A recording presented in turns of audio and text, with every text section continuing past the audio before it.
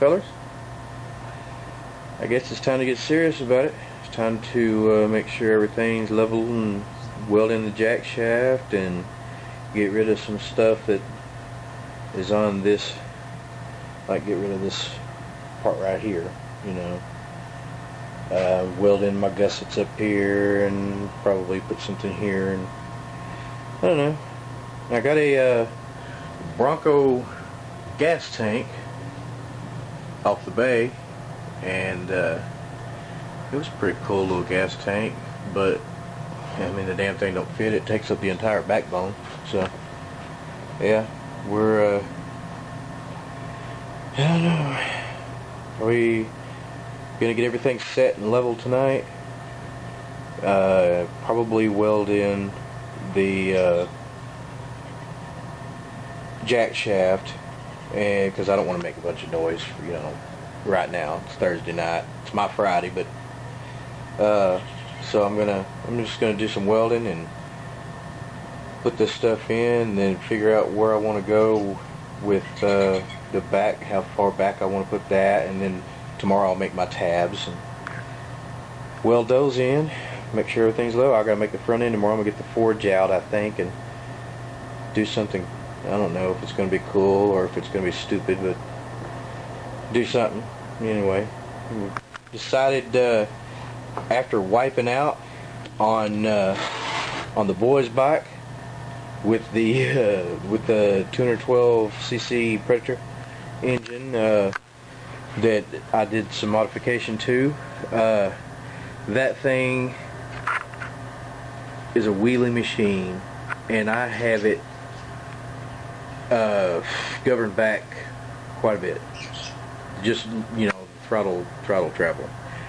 But the power curve was amazing, and you know, I adjusted it 3 times. The third time I adjusted it, I want to make sure that my 11-year-old, if he decides to hold it wide open, it's not gonna do a wheelie. And I started running behind it before I knew it, and it was not pretty. I kicked myself in the back of the head with both feet, and skidded on my chest, but I got right back up at 43. I'm not even sore. Haha, back popped, and I feel better.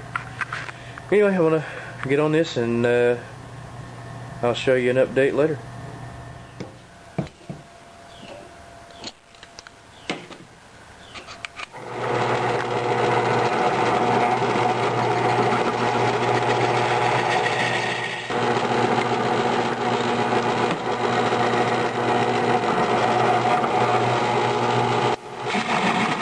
Alright, here's what I'm doing right now.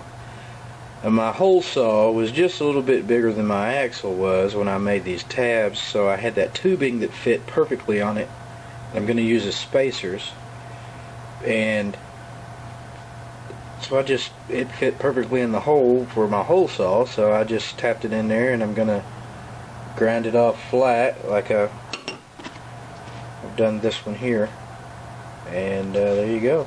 There's my tab. So yeah, we'll see how long that lasts. If it doesn't, I'll take it apart and make something else out of it. Kind of looks like, the frame to me right now looks like it might be better as a 3-wheeler. So we may ride it as a dirt bike or a little mini bike for a little bit, but then we may put a rear axle on it, get a differential or something, and bam. Ground down some of the welds. Don't look so bad. Let me tell you about welding on that with my little store welder, 110 welder. The wire that came in it was, I welded the shittiest welds, and I just attributed it to not welding for like 20 years or more.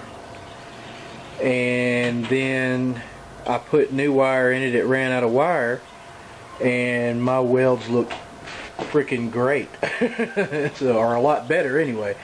So yeah, it's you buy that welder right there, take the wire out of it and toss it unless you're just tack welding with it, and then put a new spool in. Buy a spool when you buy the thing.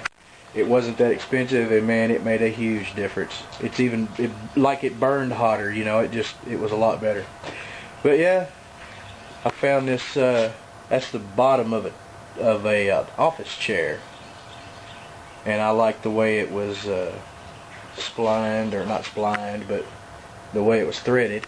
So I cut it off and welded it on there, and then took some of my round bar, made a couple of braces there, and took that round bar and extended it up into kind of a seat back. And got my jack shaft installed, got the tabs for the back kind of set in there. I don't know if I'm gonna go with that or not, but yeah, made a little bit of headway today, friends. That sprocket on that, I'm using 35 on everything, 35 chain. I don't know what the hell that is, but it's not right, so I gotta get a new sprocket. So no matter what I do today, I ain't riding this sucker this weekend. Alright, friends, that's a little update. Y'all have a good one. Little doggy.